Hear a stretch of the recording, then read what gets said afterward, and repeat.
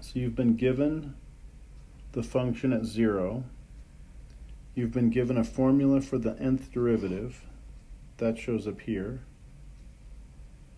And you've been asked to build a Maclaurin series, so we're building this at x equals 0. They didn't really even need to tell us that, but they did.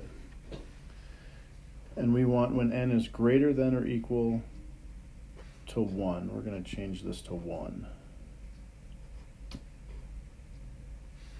Okay? And so that means our first term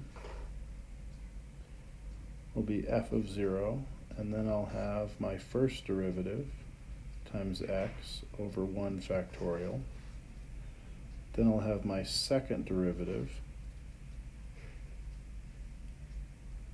at 0 times x to the second over 2 factorial plus dot dot dot the nth derivative x to the n all over n factorial. So our first term was given to us, it's 1/4. Our second term will come when n equals 1, and that's when we're starting, n is greater than or equal to 1. So everywhere over here in this general term, we get n equals 1. And so that's going to be negative 1 to the 1 is going to be a negative. Then we're going to have 1 on top. And on the bottom, we're going to have 1 plus 2 is 3, times 3 to the 1 power is another 3. And this was the x to the first term. Now we'll keep going, plus.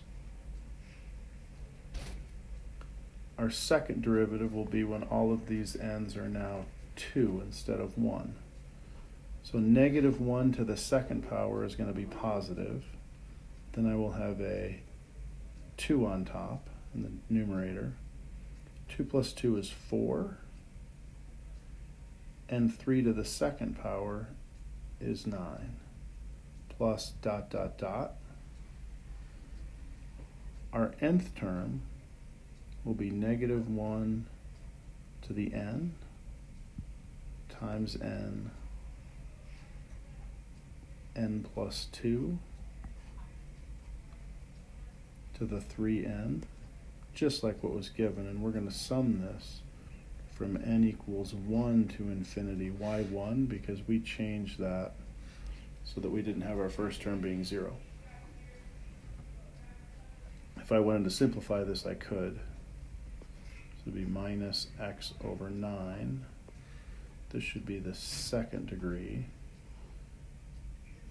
So here we'd have plus x squared over 18 plus dot dot dot, and we would repeat that nth term.